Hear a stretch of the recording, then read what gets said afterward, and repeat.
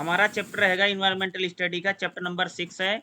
Chapter number 6 है जैव विविधता, मूल्य एवं सेवाएं। ठीक है, यानी बायोडाइवर्सिटी को हम पढ़ने जा रहे हैं, जैव विविधता को। ठीक है, तो इसमें सबसे पहले हम देखेंगे 6.2 में जैव विविधता की परिभाषा क्या होती है। ठीक है, और जैव विविधता का स्तर यानी जैव विविधता कितने प्रकार की होती है। आनुवांशिक विविधता, प्रजातीय विविधता, परितंत्र विविधता, यानी ये 3 विविधता होती है जैव विविधता की। ठीक है, भारत के जैव विविधता भौगोलिक क्षेत्र और इसकी विविधता, यानी भारत में टोटल 10 जैव विविधता के क्षेत्र, यानी देखो इंडिया जैसे मान लो कि हमारे पूरा देश है, तो हम इसको टोटल हमने 10 पार्ट में बांट रखा। कितने? 10 पार्ट में बांट रखा। जैसे पार हिमालय, हिमालय, भारतीय रेगिस्तान पढ़ेंगे, अर्ध शुष्क, पश्चिमी घाट, दक्षिणी प्रायद्वीप, गंगा के मैदान, पूर्वोत्तर भारत, द्वीप, तट, यानी टोटल 10 है। ठीक है, उसके बाद हम देखेंगे जैव विविधता हॉटस्पॉट। ठीक है, यानी भारत में जैव विविधता, हॉटस्पॉट का मतलब समझते हो? इसका मतलब है कि जैव विविधता का मतलब ये समझ ले, जो पहले मैं बता देता हूँ।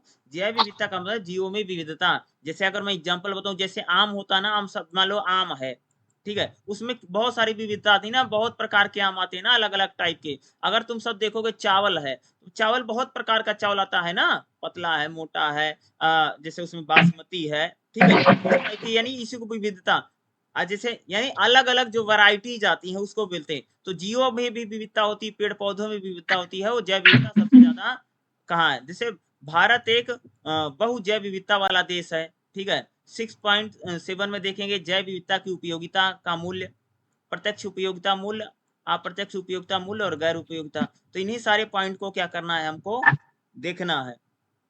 सबसे पहले हमारा रहेगा जैव विविधता की परिभाषा।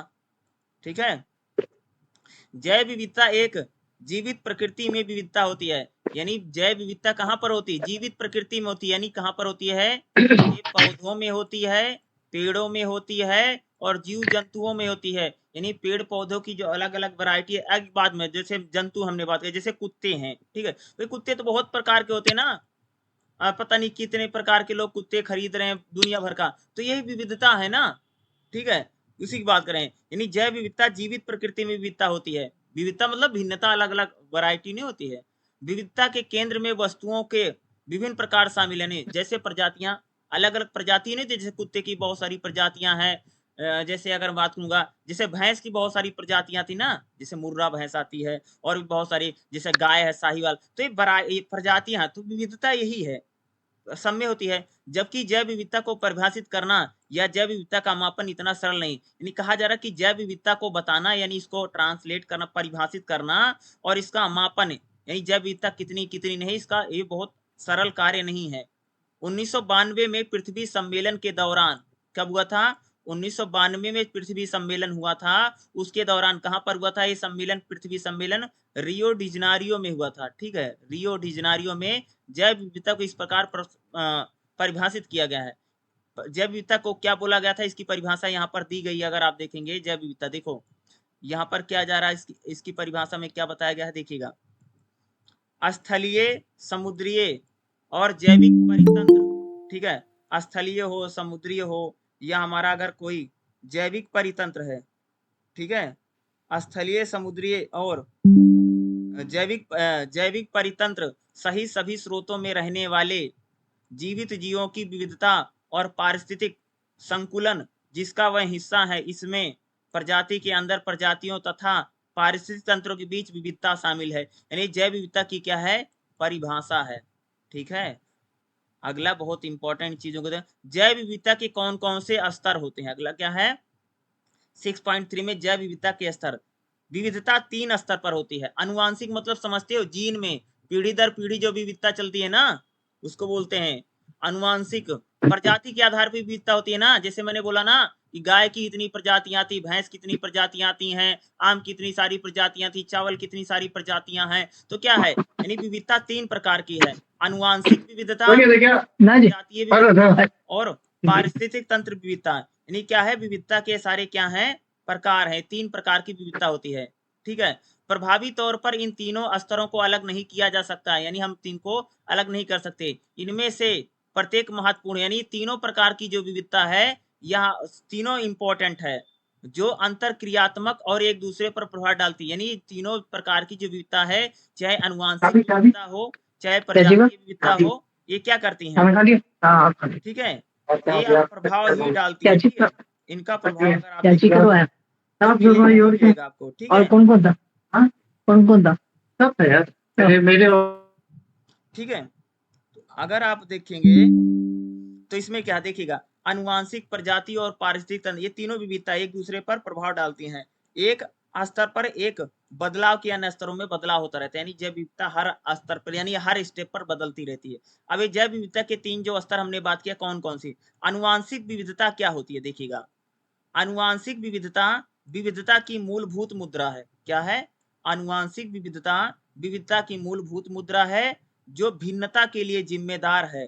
क्या भिन्नता मतलब समझती हो, जैसे भिन्नता नहीं तो एक दूसरे से भिन्नता होती है, उसके लिए अनुवांशिक सूचना बुनियादी इकाई यह विविधता जो प्रजाति के अंदर पीढ़ी दर पीढ़ी, अनुवांशिक विविधता क्या होती है भैया, जो पीढ़ी दर पीढ़ी चलती है, जैसे मान लीजिए दादाजी में था तो पिताजी में था तो आप में आ गया, ये अनुवांशिक होता है, ठीक है, ये विविधता है, यानी पहली विविधता हमारी क्या होती है, अनुवांशिक विविधता है, ठीक है, अनुवांशिक जो एक ही प्रजाति के विभिन्न किस्में होती है, जैसे आम और धान की विभिन्न किस्में और प्रजातियां अनुवांशिक विविधता का होता नहीं, जैसे मैंने बोला आम की इतनी सारी प्रजातियां हैं, धान की इतनी सारी प्रजातियां आती है, तो क्या है, ये अनुवांशिक विविधता ही तो है, क्या है, ये अनुवांशिक विविधता के क्या है, लक्षण है, यह अनुवांशिक विविधता ही है जिससे प्रजातियां लगातार बदलती पर्यावरणीय परिस्थितियों को अपनाती हैं, जैसे कम बारिश और पूरे वर्ष अधिक तापमान, यानी अनुवांशिक विविधता ही होती है जिससे क्या होती है, चीजें बदल जाती है ना, या कहीं कम बारिश होगी या अधिक बारिश होगी तो जीवों की जो विविधता उसमें परिवर्तन भी आता, पीढ़ी दर पीढ़ी जो चलती है, एक ही प्रजाति के अंदर जैसे कई किस्में हो जाती, जैसे आम की बहुत सारी वैरायटियां है ना, तो क्या हुई, ये अनुवांशिक विविधता के कारण हो रहा है, ठीक है। अगला हमारा प्रजातीय विविधता क्या होती है, किसी प्रजाति में जो विविधता है, देखिएगा, प्रजाति में विविधता का अर्थ है कि प्रजातियों के बीच अंतर, जैसे घरेलू और वन्य दोनों, यह जैव विविधता का सबसे अधिक दिखाई देने वाला घटक है, ये विविधता हमें खूब दिखाई देती है क्योंकि यह शब्द प्रजाति पर लागू होता है, इसका शाब्दिक अर्थ है कि बाहर की ओर या दिखाई देने वाला रूप, जैसे बाहर की रूप, प्रजातीय विविधता तो यही है ना कि अगर मैं बात करूं जैसे मैं हूं, जैसे आप लोग होंगे भाई, कोई काला है, कोई गोरा है, कोई लंबा है, कोई छोटा है, तो क्या है, विविधता है, प्रजाति में तो विविधता होती है ना, प्रजाति में, जिससे मनुष्य एक प्रजाति है, भैया हर मनुष्य तो सेम नहीं है ना, कोई गोरा है, काला है, विविधता, विविधता मतलब होती भिन्नता, विविधता का मतलब क्या होता है, भिन्नता, हर इंसान में विविधता है ना, प्रजातीय विविधता तो यही है ना, बाहर की ओर जो हम चीजों को देखते विविध है ना, भाई किसी का बाल कैसा है, किसी का रंग कैसा है, किसी का रूप कैसा है, हम एक खास क्षेत्र में वैश्विक स्तर पर प्रजातियों की संख्या के संदर्भ में जैविक विविधता का वर्णन करते हैं, पृथ्वी पर विद्यमान वर्तमान में मौजूद होने वाली प्रजातियों की विभिन्न अनुमान है कि जो लगभग 500 से 10 मिलियन के बीच है, किंतु लगभग 12.5 मिलियन का यह आंकड़ा सार्वजनिक व्यापक रूप से स्वीकार है, इसमें से लगभग 1.7 मिलियन प्रजातियां अब तक का वर्णन किया, तो देखो प्रजातीय विविधता तो वही मैंने आपको बताया ना, एक प्रजाति से दूसरी प्रजाति में जो हमें विविधता दिखाई देती है, वही हम इसको क्या बोल रहे हैं, यहाँ पर प्रजातीय विविधता को हम इंगित कर रहे हैं, प्रजातीय विविधता हम उस चीज को कह रहे हैं, यानी अगर आप देखेंगे तो प्रजाति उस हर एक प्रजाति में जो विविधता हमें देखने को मिल रही है उसको कह रहे हैं प्रजाति विविधता, जिससे मैंने एग्जांपल दिया ना, भाई एक बात हो, जैसे प्रजाति, मानव एक प्रजाति है, तुम सब मानव हो, जितने आप क्लास में जितने भी लोग बैठे हैं सुन रहे हैं, आप सब लोग जितने भी लोग हो, और भाई सब एक जैसे थोड़ी हो, सबका ना तो रंग एक जैसा है, न तो रूप एक जैसा है, ना आप सबका आकार जैसे, प्रजाति में भिन्नता है ना, विविध भिन्नता है नहीं,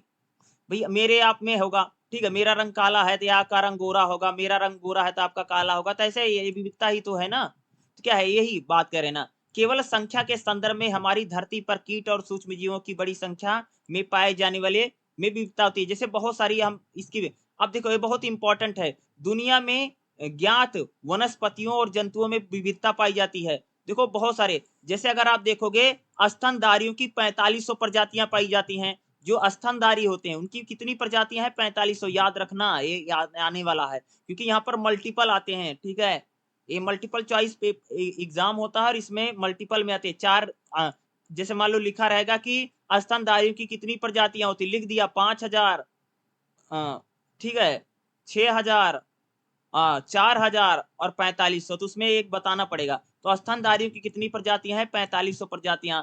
पक्षियों की कितनी प्रजातियां होती हैं? 1000 प्रजाति होती है, सॉरी 10,000 प्रजातियां हैं। कितनी? पक्षियों की 10,000 प्रजातियां हैं।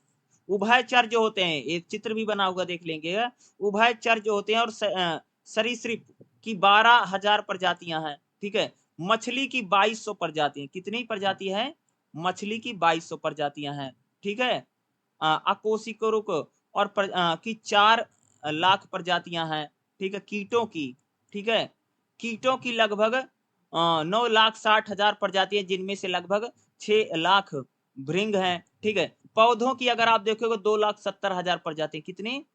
2,70,000। ठीक है। कितनी प्रजातियां हैं? 2,70,000। किसकी भैया? पौधों की। कवकों की लगभग 70,000 प्रजातियां। किसकी? कवक जो होते हैं, ये बना हुआ है, कवक है। ठीक है। अगला, जीवाणुओं की 4,000 प्रजातियां। कितनी? 4,000 प्रजातियां जीवाणुओं की है। ठीक है। और विषाणु जो होते हैं, विषाणु विषाणु इनकी 5,000 प्रजातियां हैं। तो ये टेबल वाला जो बना रहे, टेबल बन रखी है किसकी कितनी प्रजातियां हैं, ये इंपॉर्टेंट हो सकता है। अगला देखिएगा, परितंत्र विविधता क्या होती है? पारितंत्र विविधता की हम बात करेंगे। ठीक है। देखिएगा, पारिस्थितिक विविधता का अर्थ है कि विभिन्न प्रकार के पारितंत्र के बीच में विविधता, जंतुओं, पौधों, सूक्ष्म जीवों की विभिन्न प्रजातियां आपस में और अनेक भौतिक परिवेश जैसे पानी, खनिज से पारस्परिक क्रिया करती हैं। यानी कह रहे हैं कि जो जीव, सूक्ष्म जीव होते हैं, पौधे होते हैं, उनका जो परिवेश यानी उनका जो इन्वायरमेंट होता है, वह पानी और खनिजों उसमें से क्रिया करती है।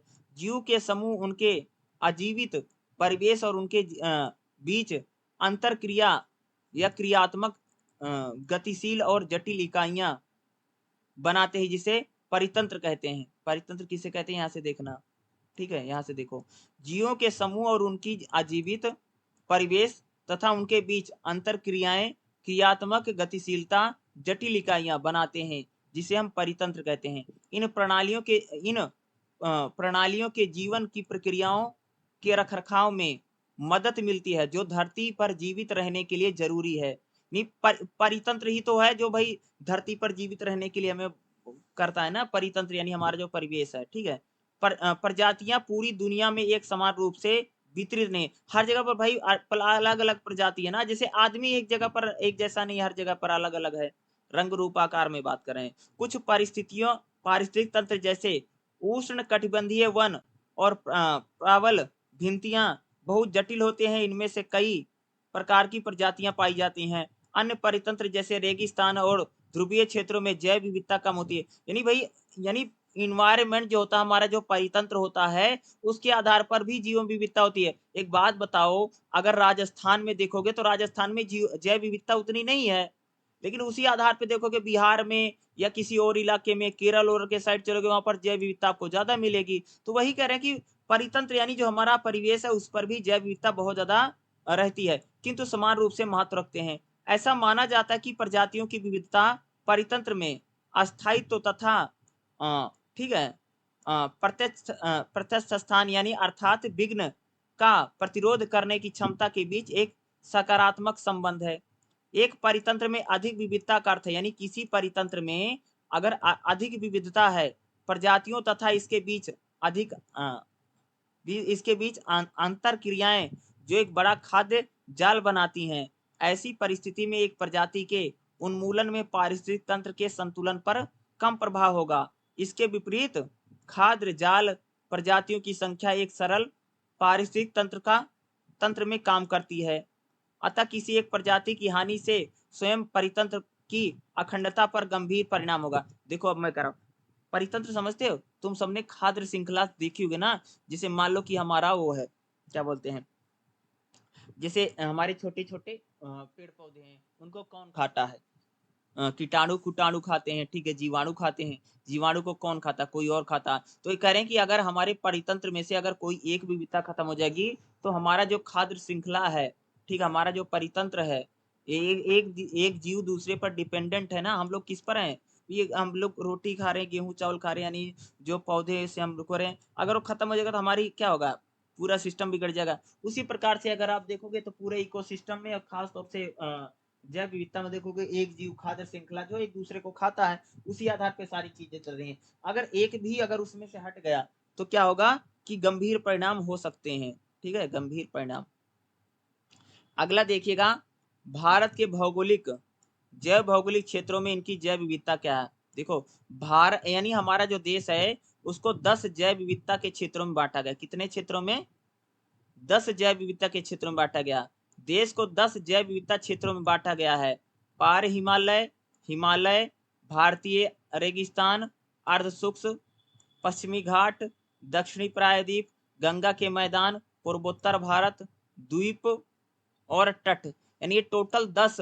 देखो, कहने का मतलब है कि भारत को हमने 10 पार्ट में बांटा है और हर जगह पर जैव विविधता हमें अलग अलग प्रकार से दिखाई देती है, क्योंकि हर जगह की जो जोग्राफी कंडीशन, वहाँ का पर्यावरण, वहाँ का इन्वायरमेंट क्या है, बिल्कुल अलग अलग प्रकार से, तो उसका क्या होता है, एक प्रभाव है। ठीक है, यही वर्गीकरण रोजर और पमार द्वारा भारतीय वन्य जीव स्थान में किया संस्थान में किया गया था। कब किया गया था? यही वर्गीकरण रोजर और पमार द्वारा भारतीय वन्यजीव संस्थान में किया गया, 1988 में किया गया था। ठीक है, इसका अधिकांश पालन किया जाता है। यानी भारत में 10 जैव विविधता को कितने भागों में बांटा गया? भारत को 10 जैव विविधता क्षेत्रों में हमने बांट रखा है।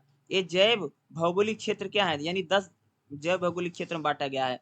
ये प्रमुख प्रजाति और समूहों का प्रतिनिधित्व करते हैं। इनके अलावा इसमें से प्रत्येक क्षेत्र में भौतिक, जलवायु और ऐतिहासिक परिस्थितियों का एक विशेष सेट दर्शाता है। हिमालय और गंगा के मैदान दो आपस के क्षेत्र की उदाहरण है, किंतु ये आपस में बिल्कुल अलग हैं। देखो, भारत को हमने यानी पूरे देश को हमने 10 जैव भौगोलिक क्षेत्र में बांटा। देखो, ये इंडिया का मैप है। ठीक है, इसको हमने क्या किया, पूरे देश को 10 भौगोलिक क्षेत्रों में बांट रखा है। भैया हर जगह पर देखोगे तो अलग अलग जानवर होते हैं, हर जगह पर वो जैव विविधता अलग अलग है ना। अरे रेगिस्तान में उतनी नहीं है, केरल कश्मीर में देखोगे तो ज्यादा जैव विविधता है, कहीं पर कम है, कहीं पर अलग है, कहीं पर शेर मिलेगा, कहीं पर 12 सिंह मिलेगा, कहीं पर कोई पौधा मिलेगा, कहीं पर कोई पौधा मिलेगा। तो इंडिया को हमने क्या किया, भारत को हमने 10 भौगोलिक क्षेत्रों में बांट रखा है। अब उन्हीं हमें 10 भौगोलिक क्षेत्रों को पढ़ना है कि किस भौगोलिक क्षेत्र में कौन सा जीव मिलता है, कौन सा जंतु मिलता है। ये 10 भौगोलिक क्षेत्रों को बात करेंगे। टोटल कितने में बांट रखा है? 10 में। ठीक है, और इसको रोजर्स और एच एस पवार ने 1988 की ओर से है। ठीक है, ठीक है। पहला जो हमारा क्षेत्र है पार हिमालय यानी ट्रांस हिमालय, हिमालय की हम बात कर रहे हैं। ठीक है, देखिएगा, स्थानिक प्रजाति यानी हिमालय में कौन कौन सी स्थानीय प्रजातियां हैं। प्रजाति जो किसी विशिष्ट क्षेत्र में पाई जाती है, जैसे एजे डी टोरिक इंडिका यानी नीम, जो भारतीय उपमहाद्वीप के क्षेत्र में स्थानिक है। यानी स्थानिक प्रजातियां होती हैं जो भारतीय उपमहाद्वीप के स्थानिक क्षेत्रों में पाई जाती हैं। तो कहने को पार हिमालय में देखोगे तो कुछ स्थानिक प्रजातियां जैसे नीम है। संकटपन्न प्रजातियां, एक प्रजाति जब संकटपन्न होती, जब उसकी संख्या इतनी कम हो या उसका प्रवास इतना छोटा हो, यदि उसका पर्याप्त सुरक्षा न प्रदान की जाए तो वह विलुप्त हो जाएगी। तो संकटपन्न प्रजाति यानी ऐसी प्रजाति जो आने वाले समय में खत्म हो सकती है, बहुत कम संख्या में बची है, उसको हम बोलते हैं संकटपन्न प्रजाति। स्थानिक प्रजाति जो वहाँ की लोकल प्रजाति है, ठीक है, या वहाँ की जो भारतीय उपमहाद्वीप के क्षेत्रों की जो प्रजाति है उनको हम स्थानिक प्रजाति कहते हैं। संकटपन्न प्रजाति का मतलब होता है कि ऐसी प्रजातियां जो आने वाले समय में समाप्त हो सकती हैं। क्या हो सकती हैं? जो आने वाले समय में समाप्त हो सकती हैं। ठीक है, आगे देखिएगा, इस क्षेत्र का क्षेत्रफल लगभग, ठीक है, अगर आप देखेंगे तो 1,86,200 वर्ग किलोमीटर है। इसमें मुख्य रूप से लद्दाख और, ठीक है, लाहू स्पीति आते हैं। यह क्षेत्र भारत के अंदर के क्षेत्रफल में कहीं अधिक व्यापक है। पार हिमालय की बात कर रहे हैं। ठीक है, यहाँ की स्थलाकृति को विचार में लेकर यह क्षेत्र लगभग 2.6 मिलियन वर्ग किलोमीटर हो जाता है और औसत समुद्र तल से ऊंचाई से 4500 से 6000 के बीच होता था। ये बहुत इंपॉर्टेंट है, पता होना चाहिए। ठीक है, कितना है, ठीक है, ये क्षेत्रफल, ठीक है, औसत समुद्र तल की ऊंचाई से 4500 से 600 के बीच होता है। ठीक है, और स्थलाकृति की विचार से देखोगे तो 2.6 मिलियन वर्ग किलोमीटर है। ठीक है, पार हिमालय के क्षेत्र में वन्य जीव, यानी जो पार हिमालय है यहाँ पर कौन कौन से जीव जंतु पाए जाते हैं। देखिएगा, यह क्षेत्र अत्यंत भृंग परितंत्र दर्शाता है, क्योंकि यहाँ जलवायु और परिस्थितियां कठोर हैं, यानी क्योंकि यहाँ पर स्थलाकृति उपयुक्त नहीं है।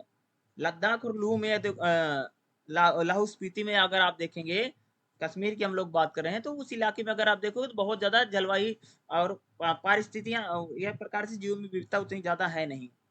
लद्दाख और लाहौल स्पीति की वनस्पति अधिकांश कहीं कहीं बिखरे हुए एल्पाइन स्टेपीज है। इसके अलावा यहाँ कई स्थानीय प्रजातियां भी पाई जाती हैं। भारत के अंदर यह क्षेत्र पाकिस्तान और तिब्बत के साथ मिलकर दुनिया की सबसे अधिक वन्य भेड़ों और बकरियों का समुदाय का निवास करता है। क्या भैया, यहाँ पर वन्य भेड़ें और बकरियों का समुदाय का निवास हमें मिलता है पार हिमालय में। यहाँ भेड़ों की 8 विशिष्ट प्रजातियां और उप प्रजातियां पाई जाती हैं। क्या है? भेड़ों की 8 विशिष्ट प्रजातियां और उप प्रजातियां पाई जाती हैं। ठीक है। चपटे पठार में विशिष्ट चराने वाले समुदाय पाए जाते हैं, जो जंगली याक, तिब्बती खच्चर, तिब्बती गजेल, ठीक है, आईबैक्स और तिब्बती एंटीलेप, ये सारे जीव जंतु यहाँ पर पाए जाते हैं। इस शाकाहारी के अलावा मांसाहारी जीव का एक विशिष्ट समूह भी पाया जाता है, यानी मांसाहारी है। और मांसाहारी में देखिएगा, जिसमें तेंदुआ, भारतीय भेड़िया, पालस की बिल्ली, लोमड़ी और अन्य छोटे जीव जंतु पाए जाते हैं। जीव जंतु कहाँ पर मिलते हैं? पार हिमालय में पाए जाते हैं सारे। और ये विविधता कोई बता रहा ना, जिसमें हम माल बेल्ट, पोर्ट कैट, पीका और इसमें से पाल्स की बिल्ली इस क्षेत्र में स्थानीय जीव है। यहाँ की झीलों और दलदली क्षेत्रों में भी विशेष प्रकार के पक्षी पाए जाते हैं। यानी यहाँ पर अगर आप देखोगे, पार हिमालय का जो क्षेत्र है, यहाँ पर विशेष प्रकार के पक्षी भी पाए जाते हैं, जिसमें काली गर्दन वाला सुंदर सारस शामिल है। यानी काली गर्दन वाला सारस सुंदर कहाँ पर पाया जाता है?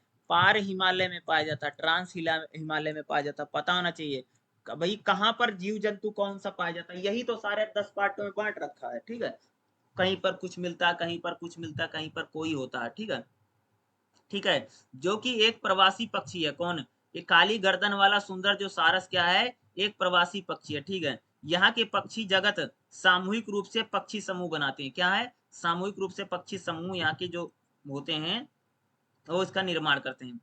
अगला जो हमारा क्षेत्र है वो हिमालय का क्षेत्र है। कौन सा क्षेत्र है अगला? हिमालय का क्षेत्र है। ठीक है, समझ में आ रहा कि नहीं आ रहा? हेलो हेलो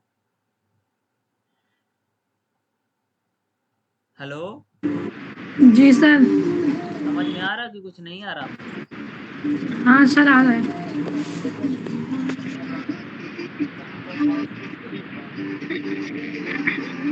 सर थोड़ा इंग्लिश में भी बताइए, इंग्लिश मीडियम के हैं मैं। अच्छा अच्छा, ठीक है। मतलब जो टर्म्स है ना वो इंग्लिश में बता दीजिए। अंदर का मटेरियल तो समझ में आ रहा है आप जो पढ़ा रहे हैं, पर जो टर्म है ना, जैसे उसकी हेडिंग जो लिखी है हाँ, वो सब इंग्लिश में भी थोड़ा बता देंगे ना तो काम इजी कीजिए, हो जाए। ठीक है, एक काम कीजिए, ठीक है, जो मैं पढ़ रहा हूँ जी ना वो इंग्लिश वाली बुक को भी आप साथ में रख सकती हैं, क्योंकि पॉइंट तो मैं भी सारे बोलता जा रहा हूँ ना। जी। समझ में आया? जैसे मान लीजिए कि मैं हिंदी में बुक खोल रहा हूँ, आप अपनी किताब खोलो, इंग्लिश वाली खोल लीजिए। Okay sir. समझ में आया अब आपको? जी। हाँ, ऐसा कर लीजिए, ठीक है। ओके। देखिएगा, अगला हमारा क्षेत्र 2 क्या? हिमालय। देखिएगा, भारत की हिमालय पर्वत श्रृंखला से पूर्व से पश्चिम तक का जो है 2000 किलोमीटर तक फैला। कितना फैला हुआ है? भारत का हिमालय पर्वत श्रृंखला पूरब से पश्चिम तक कितनी? 2000 किलोमीटर फैला है। हिमालय के क्षेत्र में वन्य जीव, यानी हिमालय में कौन कौन से जीव जंतु पाए जाते हैं? अब मैं हम जो लोग जीव जंतु की बात करेंगे, देखिएगा, हिमालय के क्षेत्र में पर्यावास और प्रजाति विविधता के संदर्भ में भरपूर जीव जंतु पाए जाते हैं। आइए सबसे पहले हिमालय के तुंगा और देशांतरीय पारस में पाए जाने वाले वन्य जीव पर डालते हैं। देखिएगा, सबसे पहले क्या है? निचली उष्ण उपोष्ण कटिबंधीय तलहटी होती है। देखिएगा, यहाँ पर मिले जुले पर्णपाती समुदाय के साथ चीड़ पाइन बैन एक के पेड़ पाए जाते हैं। क्या? पर्णपाती समुदाय जो होता है ना, ये देखो, ये सारा ये पाए जाते हैं। फोटो बनी हुई है ना, इनका देख लीजिएगा। ठीक क्या है? चीड़ के पेड़ नहीं होते, पाइन के पेड़ हैं, या पर्णपाती हो, यानी निचली उपोष्ण कटिबंधीय तलहटी में, ठीक है।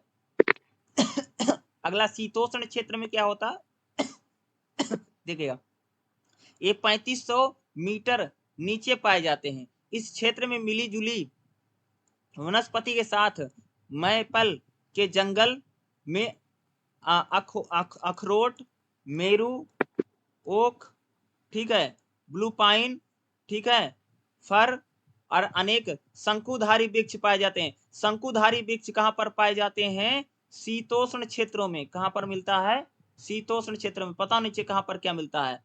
उप एल्पाइन क्षेत्र में क्या होता है? उप जो एल्पाइन क्षेत्र वहां पर क्या है? इस क्षेत्र में अगर आप देखेंगे बिर्च, ठीक है, रेडो डेस्टर, ठीक है, की वन्य और गुल्म वनस्पति पाई जाती है। या कई प्रकार की जड़ी बूटियों के साथ घास के मैदान होते हैं। कहाँ पर? उप एल्पाइन क्षेत्रों में। पश्चिमी क्षेत्र में यहाँ देवदार और नीले पाइन के वृक्ष होते हैं। यहाँ अपेक्षाकृत सूखा इलाका है। पश्चिमी क्षेत्र में देवदार के और नीले पाइन के वृक्ष। मध्य क्षेत्र में अगर आप देखेंगे, मध्य क्षेत्र में यहाँ बड़े शाकाहारी जंतुओं की संख्या कम दिखती है। यह आई बॉक्स, ठीक है, हुंगुल की संख्या बहुत कम होती है। पूर्वी क्षेत्रों में, यानी कहां पर कौन सा जानवर पाया जाता है वो पता होना चाहिए, ठीक है। यह एक शाकाहारी जंतु भी पाया जाता है, मिस्सी टेकिन है जी, ठीक है। देखिएगा, इस इलाके में ऊंचे पर्वतों की कतारें पाई जाती हैं। अधिक ऊंचाई पर रहने वाले जंगली जानवरों में ऊंचाई में रहने वालों के लिए सुविधा मिलती है, ठीक है। अगला देखिएगा, यहाँ के पेड़ पौधे और जंतुओं के लगभग सभी समूहों में स्थानीयता पाई जाती है।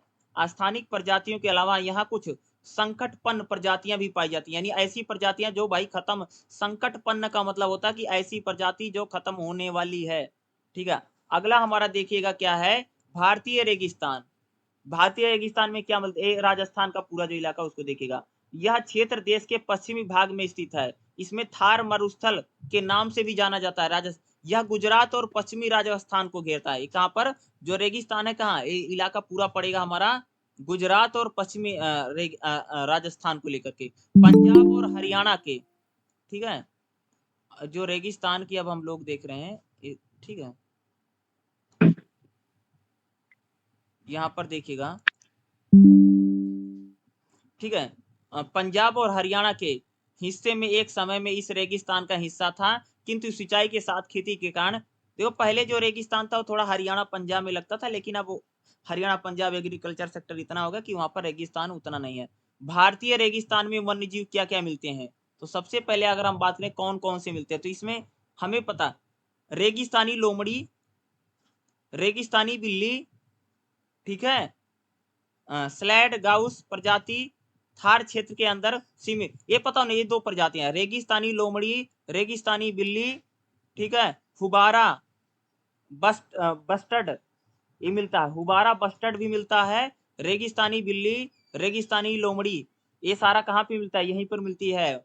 भारतीय रेगिस्तान में वन्य जीव क्या क्या है? भारतीय रेगिस्तान में ये सारे अगर देखोगे तो आमतौर पर ये सारी, देखो ये चित्र भी बना हुआ है, शायद मुझे लगता है बिल्ली है, या चित्र भी बने हुए हैं। अगला हमारा जो देखो यही है, कौन से क्षेत्र में, जैसे एग्जाम में पूछ लिया भारतीय रेगिस्तान में निम्नलिखित में से कौन सा वन्य जीव पाया जाता है, उसमें 4-5 लिख दिया और रेगिस्तानी लोमड़ी लिख दी, तो वही रेगिस्तानी लोमड़ी ही पता ही होगी। तो इस प्रकार से खास तौर से 10 क्षेत्र है, वो 10 क्षेत्र होना चाहिए, पता होना चाहिए, 10 बांट रखे हैं कौन कौन है और कहाँ पर कौन सा वन्य जीव पाया जाता है, कहाँ पर कौन से पेड़ पौधे पाए जाते हैं, ये पता होना चाहिए। यही इंपॉर्टेंट, क्योंकि मल्टीपल में पूरा एग्जाम में आने वाला, तो इस चैप्टर आते भी खूब है। अगला देखिएगा, चौथा क्या? अर्धशुष्क जो इलाके हैं। अर्धशुष्क का मतलब होता है कि जहां पर भाई थोड़ी बहुत बारिश भी हो जाती है और थोड़ा सूखा, अर्धशुष्क को बोलते हैं, ठीक है। इस क्षेत्र में लगभग अगर देखोगे आप, लगभग कितना है? 5,08,000, ठीक है, एक वर्ग मील में फैला हुआ है। इस क्षेत्रफल में हमारे देश का कुल क्षेत्रफल का 15% हिस्सा आता है, 15% यहाँ पर आता है, ठीक है। यहाँ घास की अनेक प्रजातियां, कुछ स्वादु झाड़ियां भी पाई जाती हैं। वन्य जीव की अनेक प्रजातियां रुचिकर हैं। अर्ध शुष्क क्षेत्र में वन्य जीव क्या क्या मिलते हैं, तो यहाँ पर अगर आप देखें कौन कौन से वन्य जीव, जैसे ब्लैक बक, ठीक है, नील गाय, ये सारे पाए जाते हैं, ठीक है। पेड़ों में भी पाए जाते, उदाहरण के लिए जैसे वो कोशीय प्रजातियां, ठीक है, बड़े लार्वी वर्ष, ठीक है। यहाँ पर खास तौर से अगर आप नील गाय है, ब्लैक बक है, ये सारी चीजें पाई जाती, पौधा बना हुआ ना, ये सारे पौधे सारे यहाँ पर पाए जाते हैं, देखो बने हुए हैं, ठीक। अर्ध शुष्क क्षेत्रों में देखोगे रेंज पाए जाते हैं, पेड़ पाए जाते हैं, ठीक है, इलाकों में। पश्चिमी घाट, भाई सबसे ज्यादा जैव विविधता वाला क्षेत्र भारत में, सबसे ज्यादा जैव विविधता वाला क्षेत्र कौन सा है, पश्चिमी घाट। पश्चिमी घाट कहाँ पर लगता है अगर मैं बताऊं, तो अगर आप देखोगे जैसे केरल का तट है, गोवा का तट है, ठीक है, अरे आपका क्या बोलते हैं अगला जो स्टेट है, महाराष्ट्र का जो तट है, गुजरात का, ये जो पूरा तट लगता है, इसी को बोलते हैं पश्चिमी घाट। और अगला है पूर्वी घाट। पश्चिमी घाट में सबसे ज्यादा जैव विविधता पाई जाती है और इसको जैव विविधता का हॉटस्पॉट बोला जाता है। हॉटस्पॉट का मतलब होता है कि सबसे ज्यादा विविधता पाई जाती है जीवों में, कहाँ पर, पश्चिमी घाट में।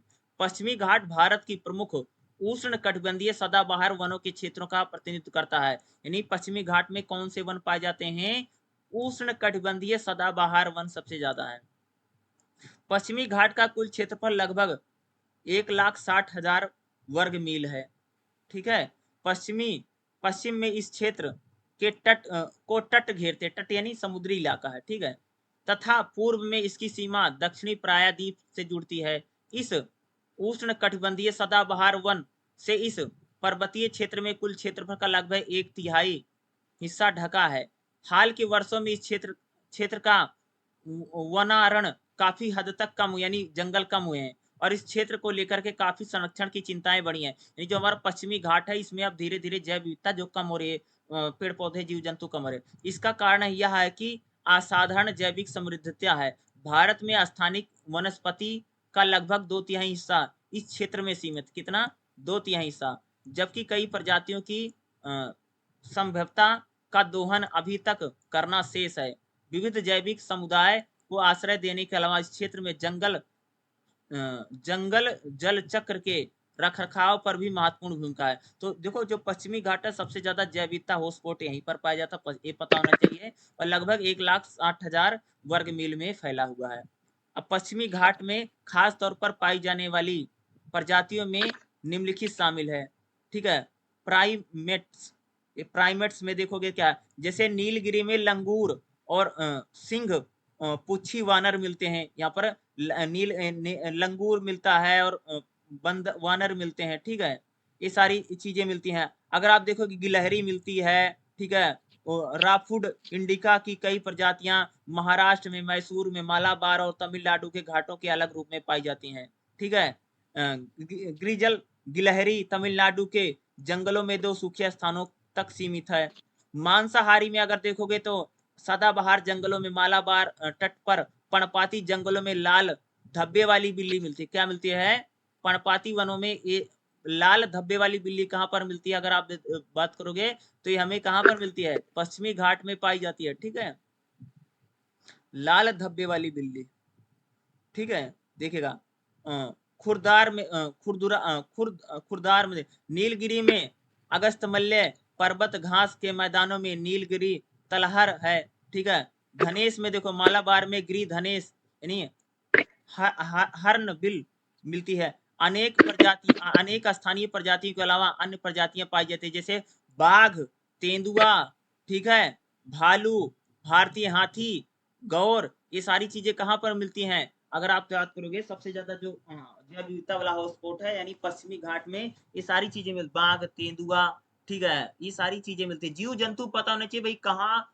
क्या मिलता है, कौन कहाँ मिलता है। तो खास तौर से मान लीजिए अगर आप इसको लिख भी रहे हैं, पॉइंट बना रहे, तो लिख दो कहाँ पे कौन मिलता है, कौन सा पेड़ मिलता है, कौन सा जीव मिलता है, कौन सा जंतु मिलता है, कौन से किस इलाके में क्या क्या मिलता है, यही सारा क्या है इस चैप्टर में इम्पोर्टेंट भी बनेगा, ठीक है, जैसे नोट्स अगर कोई बना रहा है, ठीक है।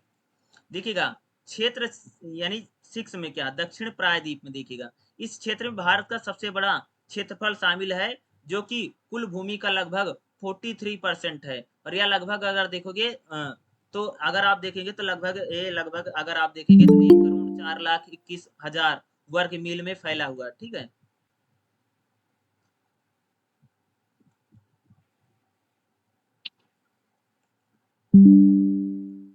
ठीक है। इस क्षेत्र के बड़े हिस्से में मनुष्य अधिक संख्या में रहते हैं, फिर भी कुछ वन्य क्षेत्र मौजूद है, खास तौर से मध्य प्रदेश, महाराष्ट्र, उड़ीसा। अब दक्षिण प्रायद्वीप में देखोगे तो मध्य प्रदेश हो, महाराष्ट्र, उड़ीसा, यहाँ पर ज्यादातर इंसान लोग ज्यादा है, मनुष्य ज्यादा है।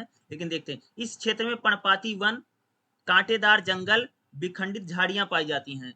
यह घाट में अर्ध सदाबहार जंगलों के छोटे इलाके में, जैसे आंध्र प्रदेश, तमिलनाडु के मैदानों में तटीय किनारों पर सूखे सदाबहार जंगल में कांटेदार झाड़ियां पाई जाती हैं।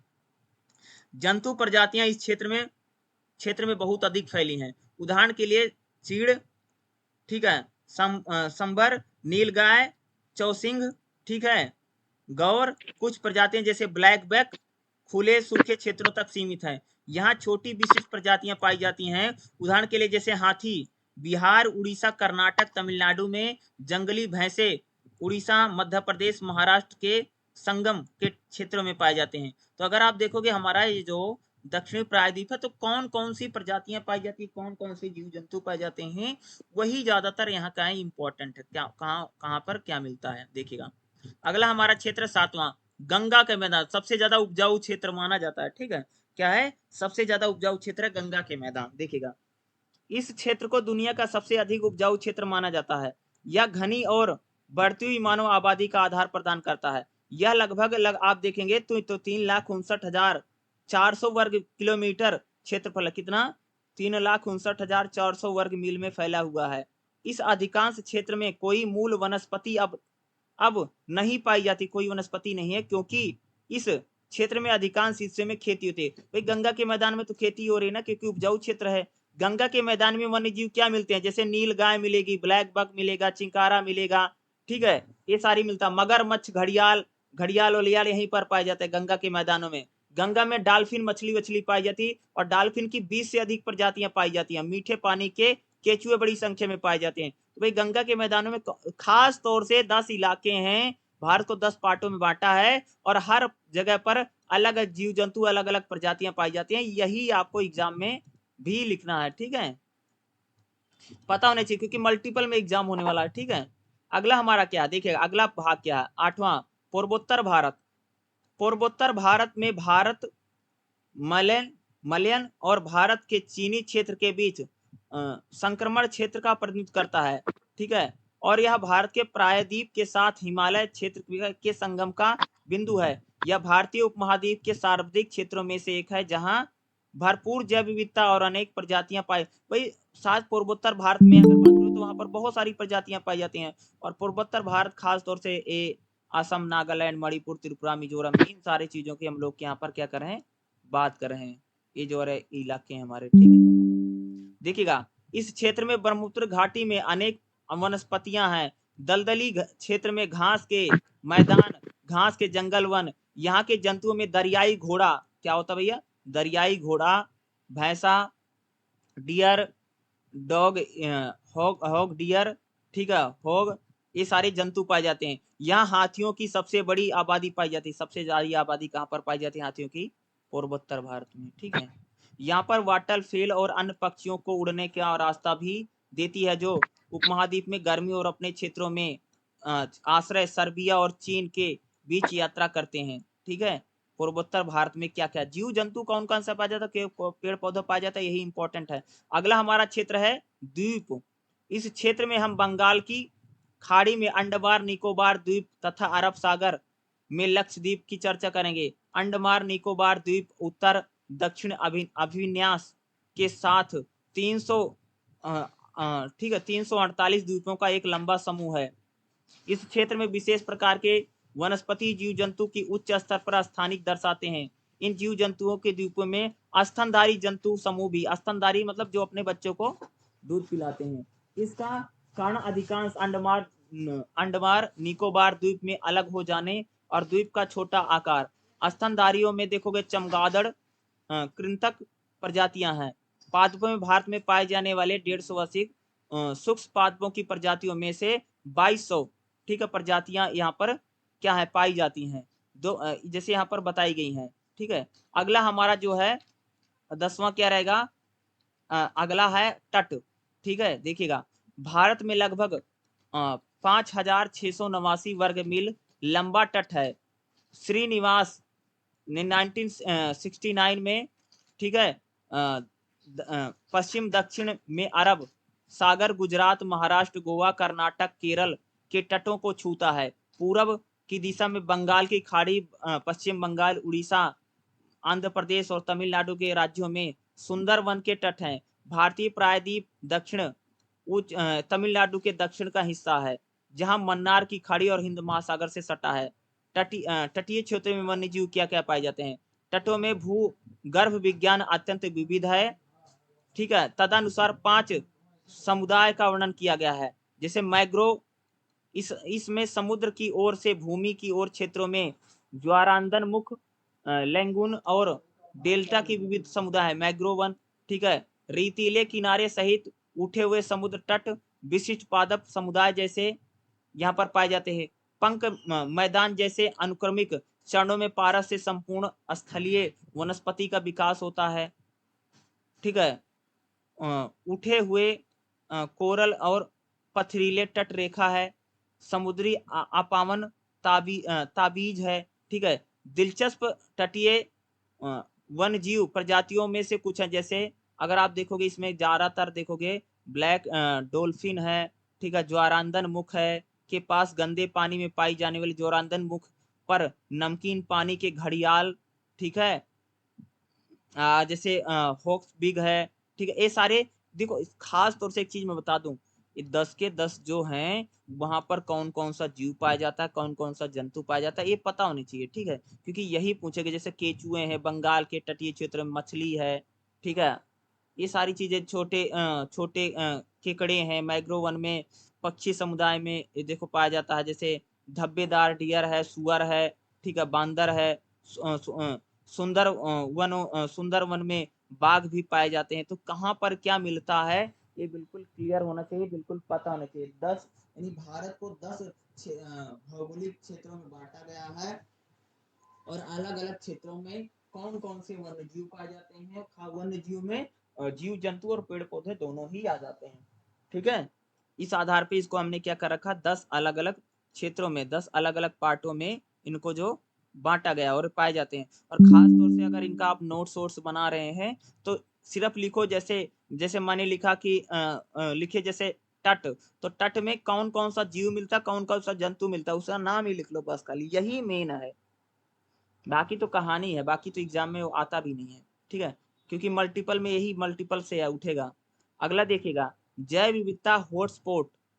हॉटस्पॉट ऐसे क्षेत्र जहां प्रजातियां भरपूर हैं, उच्च स्थानिक और जो लगातार खतरे में। हॉटस्पॉट का मतलब होता है कि जहां पर सबसे ज्यादा प्रजातियां पाई जाती है, विविधता पाई जाती है, और जो खतरे में भी सबसे ज्यादा है, वही उनको बोलते हैं जैव विविधता हॉटस्पॉट। यानी सबसे भरपूर यानी प्रजातियां पाई, यानी सबसे ज्यादा विविधता पाई जाती है, उसे बोलते हैं जैव विविधता हॉटस्पॉट। मेयर्स 1988 में दुनिया भर में 48 क्षेत्रों या हॉटस्पॉट को पहचाना। दिलचस्प रूप से इन क्षेत्रों में लगभग 50,000 स्थानिक पादप प्रजातियां, विश्व की पादप प्रजातियों का 20% हिस्सा केवल 7,46,000 वर्ग मील में या धरती की कुल सतह के केवल 0.5% क्षेत्र में पाया जाता है।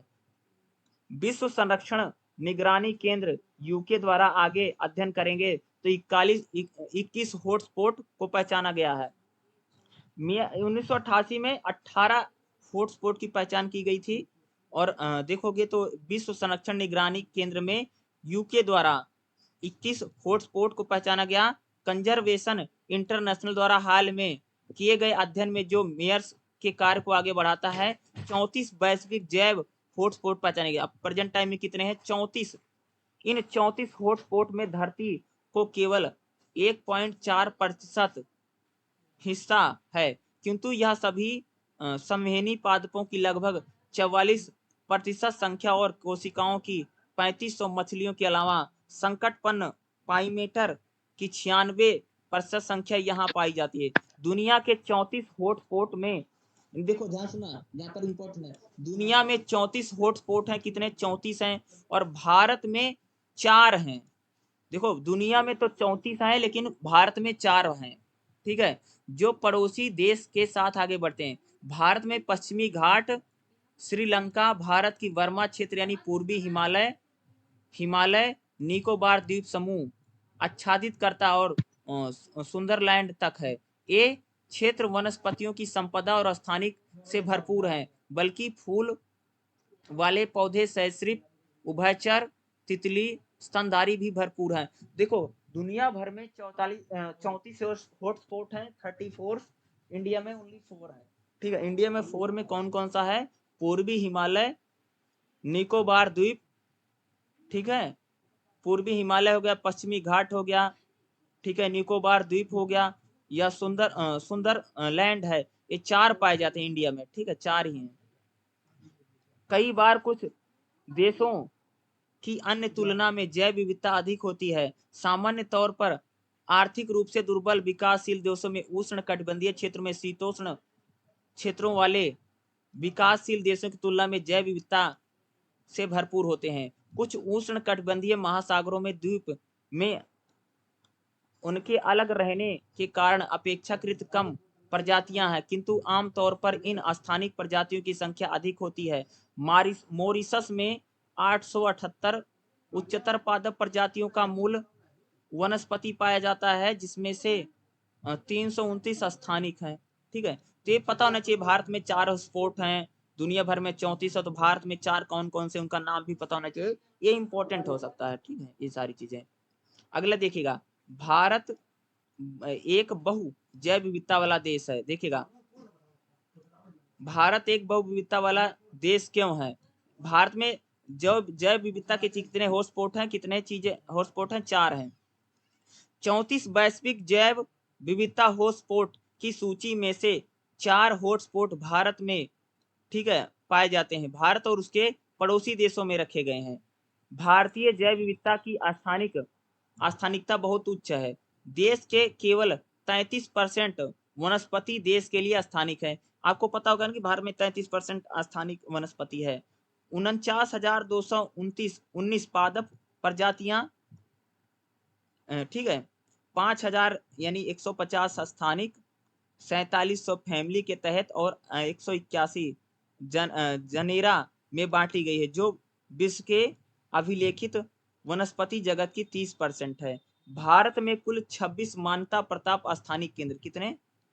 ये बहुत इंपॉर्टेंट है। भारत में कुल 26 स्थानीय मान्यता प्राप्त स्थानिक केंद्र हैं, जो पहचान कर योग्य और अब तक वर्णित पुष्प वाले सभी पादों में लेके आए। भारत में 2 प्रमुख क्षेत्र हैं, जहां कह सकते हो कि अगर आप पोलो आर्कियाटिक और इंडो मलयन कहते हैं, तथा 3 बायोम है, अथा उष्ण कटिबंधीय आर्द्र जंगल, उष्ण कटिबंधीय पर्णपाती जंगल, और गर्म रेगिस्तान, अर्ध रेगिस्तान। भारत में 10 भूगर्भीय क्षेत्र हैं, कितने हैं? भारत में 10 भूगर्भीय क्षेत्र हैं, ये पता होना चाहिए। भारत में कृष्ण पौधों के उद्भव के 12 केंद्रों में से कितने? 12 केंद्र हैं। ठीक, अगला देखिएगा, जैव विविधता की उपयोगिता के मूल्य क्या है? यानी जो अगर जैव विविधता का मूल्य क्यों है, उपयोगिता, इसका मूल्य देखिएगा। जैव विविधता के महत्व के बावजूद जैव विविधता के महत्व एवं मूल्य का निर्धारण जटिल है। आमतौर पर यह विवाद का विषय है कि इसका प्रायः कारण यह तथ्य है कि जैव विविधता को दिया गया महत्व अंतर्निहितार्थ मानव मूल्यों को प्रदर्शित करता है, और ये मूल्य समाज और व्यक्तियों दोनों के बीच बहुत भिन्न है।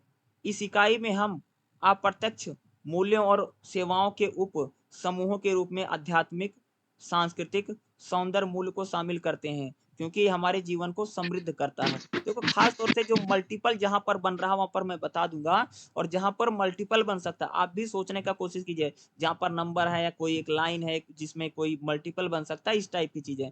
टिप्पणी देखिएगा, कुछ लेखक आध्यात्मिक, सांस्कृतिक और सौंदर्य हैं, और कुछ गैर उपयोगी मूल्यों का उन सेवाओं को अलग रखना चाहते हैं।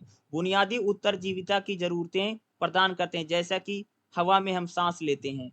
विविधता के मूल्य का वर्गीकरण आपको आसान रूप से समझने के लिए कुंजी के रूप में नीचे यहाँ पर दिया गया है। जैसे जैव विविधता के मूल्य क्या है, देखो जैव विविधता का मूल्य, जैव विविधता का उपयोग, गैर उपयोग यानी निष्क्रिय मूल्य, उपयोगी उपयोगिता मूल्य क्या है, प्रत्यक्ष अप्रत्यक्ष, दो पार्टों में। फिर निष्कर्षणात्मक, गैर निष्कर्षणात्मक, खपत उत्पाद, अप्रत्यक्ष में गैर खपत, सौंदर्य, सांस्कृतिक और धार्मिक। इस प्रकार से एक टेबल बना करके बताएगा। अगला देखिएगा प्रत्यक्ष उपयोगिता मूल्य क्या है। अगला क्या है, प्रत्यक्ष उपयोगिता। प्रत्यक्ष उपयोगिता मूल्य वह है जिनके लिए वस्तुओं को प्रत्यक्ष रूप से सुनिश्चित किया जाता है। उदाहरण के लिए खाद्य और इमारती लकड़ियां। जैव विविधता के घटकों के व्यापक पारस और रखरखाव प्रत्यक्ष उपयोगिता का हो सकता है, खास तौर पर कृषि, दवा और उद्योग के क्षेत्र। प्रत्यक्ष उपयोग में जंगलों, आर्द्र भूमि, अन्य पारिस्थितिक प्रणालियों को शामिल किया जाता है। जहां पर बनेगा तो मैं बता दूंगा। यहाँ से इमारती लकड़ी निकाली जाती है और गैर इमारती उत्पादों को संग्रहण किया जाता है, मछली पकड़ने आदि का कार्य किया जाता है। प्रत्यक्ष उपयोगिता मूल्य का महत्व निष्कर्षणात्मक उपयोग के कारण हो सकता है, जहां संसाधनों का निष्करण की खपत की जाती है। गैर निष्कर्षात्मक उपयोग के कारण हो सकता है जब इन संसाधनों का निष्कर्ष या निकास नहीं किए जाते हैं जिनका उपयोग किया जाता है। उदाहरण के लिए पक्षी देखना और परितंत्र के वैज्ञानिक अनुसंधान। अगला हमारा है अप्रत्यक्ष उपयोगिता मूल्य। क्या है, अप्रत्यक्ष मूल्य उन सेवाओं के लिए होता है जो खपत और मादों के आधार देते हैं। आप इस भाग में विभिन्न अप्रत्यक्ष उपयोगिता मूल्य के बारे में पढ़ेंगे। जैसे गैर खपत मूल्य, यह प्रकृति की सेवाओं से अधिक संबंधित है, जो समाज में कल्याण में योगदान देने के साथ पारिस्थितिक और क्रियाओं को आगे बढ़ाते हैं, जिसके बिना हमारी ग्रह पृथ्वी रहने योग्य नहीं होगा। गैर खपत यानी अगर खपत मूल्य नहीं होगा तो हमारा जो पृथ्वी या ग्रह रहने योग्य नहीं रहा। सौंदर्य मूल्य, सुंदरता जो करते हैं, सौंदर्य परक मूल्य देखिएगा।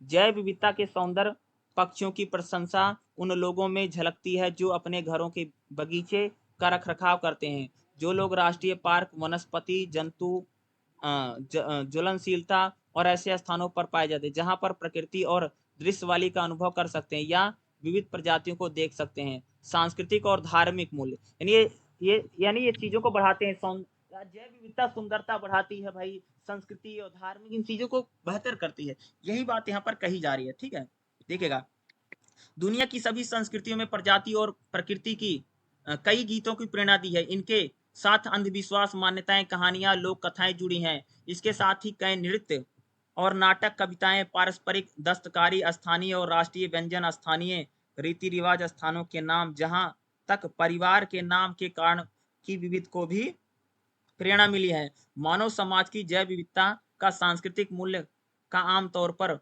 जीवों के रूपों में आदर और जैव विविधता के घटकों के प्रतीक के रूप में वर्णन किया जाता है। कुछ देशों में बाघ, शेर, छिपकली, कछुए गैर धार्मिक तथा आध्यात्मिक मान्यताओं के प्रतीक है। उदाहरण के लिए लंगूर, हनुमान लंगूर जैसे चित्रों में पवित्र माना गया। तो यानी कह रहे हैं कि हम कई बार जो जीव हैं, जंतु हैं, वो विविधता यानी सुंदरता के लिए भी अच्छे हैं। जीव जंतु पेड़ पौधे सुंदर भी दिखते हैं, कई प्रकार से इनका हमारा धार्मिक सांस्कृतिक महत्व भी जुड़ता है। जैसे हमने लंगूरों को हनुमान जी का रूप दे दिया है, तो हमारा सांस्कृतिक धार्मिक मूल्य एक प्रकार जुड़ रहा है और जैव विविधता को इससे सेफ्टी ज्यादा मिलती है। ठीक है, इस बात करें। नैतिक मूल्य क्या देखिएगा, जैव विविधता का नैतिक मूल्य स्वयं अपने लिए जैव विविधता का आंतरिक मूल्यों पर प्रकाश डालता है। यह बड़ी संख्या में मानव समुदाय द्वारा खोजी गई प्रजातियों की विविध आर्थिक, सामाजिक, सांस्कृतिक उपयोगिता से स्वतंत्र है। इसमें इस तथ्य को रेखांकित किया गया कि मनुष्य उन लाखों प्रजातियों में से केवल एक है जो धरती पर निवास करते हैं, जबकि प्रत्येक प्रजातियां अपने विशिष्ट और मानव हस्तक्षेप के बिना विकास की प्रक्रिया का परिणाम है। अतः प्रत्येक प्रजाति का अस्तित्व प्राकृतिक अधिकार प्राप्त है, यानी क्या है। ठीक है, और अगला हमारा जो रह गया था देखिएगा, थोड़ा सा कहाँ गया, गैर उपयोगिता मूल्य। इन वस्तुओं, जीवों, इकाइयों के लिए मूल्य जिन्हें हम उपयोग नहीं करते, किंतु यदि वह उपस्थित हो जाएं तो हम उन्हें खोया हुआ मानते हैं, और इसमें संभावित या वैकल्पिक मूल्य, पारंपरिक मूल्य और आंतरिक मूल्य क्या होते हैं, इसमें शामिल होते हैं। ठीक है, और अगला देखोगे तो यहाँ पर वैकल्पिक मूल्य के वैकल्पिक उपयोग के मूल्य। वैकल्पिक मूल्य आमतौर पर भविष्य के संभावित उपयोग से जुड़े हैं। तदनुसार एक व्यक्ति को इस आशा से जैव विविधता का संरक्षण करना चाहिए कि इसे भविष्य में प्रत्यक्ष या अप्रत्यक्ष रूप से आनुवांशिक सामग्री के स्रोत के रूप में औषधि के उपयोग, फसल संवर्धन के रूप में किया। यानी हमें जैव विविधता का बचाना चाहिए, क्योंकि इसका एक वैकल्प के रूप में हम, यानी एक विकल्प के रूप में भी यूज कर सकते हैं। अस्तित्व मूल्य क्या है? जैविक विविधता के घटकों के लिए गैर उपयोग अस्तित्व मूल्य भी हो सकते हैं, जिसका पूरी तरह से जैव विविधता पर आधारित मूल्य होते हैं, जो निरंतर अस्तित्व से जुड़े होते हैं, चाहे यह कभी इस्तेमाल किया जाए या नहीं। इन्हीं का अस्तित्व होता है। यानी जैव विविधता का एक प्रकार से बहुत इंपॉर्टेंट रोल है। हमारी सभ्यता हो, संस्कृति हो, ये सारी धर्म हो, इनसे रिलेटेड है। जैव विविधता को हमें बचानी चाहिए, क्योंकि जैव विविधता, अगर जीवों में विविधता नहीं रहेगी तो धीरे धीरे दुनिया इंसानों के लिए, कह सकती है भाई मेरे, रहने लायक नहीं बचेगी। यानी हमारे लिए, हम लोगों का रहना यहाँ पर क्या हो जाएगा, बहुत मुश्किल हो जाएगा और दुष्कर हो जाएगा। ठीक है, तो जैव विविधता और जो मैंने यहाँ पर आपको चीजें बताई हैं, वो सारी चीजें क्या आपके लिए बहुत इंपॉर्टेंट है। ठीक है, और इस चैप्टर में से क्वेश्चन आता है और 100% आता है। ठीक है, ज़्यादातर क्वेश्चन इस चैप्टर में से आते हैं। ठीक है, तो इसको अच्छे से कीजिएगा। ठीक है, अगर जैसे मैं बात करूं, ठीक है, तो जो जो इसमें इम्पोर्टेंट है उनको अच्छे से कवर कीजिए, और ख़ास तौर से किस क्षेत्र में क्या पाया जाता है, किस क्षेत्र में क्या पाया जाता है, वही इसमें क्या रहेगा, आपका ज़्यादा इम्पोर्टेंट रहता है। ठीक है, अब जैसे मैं बात करूं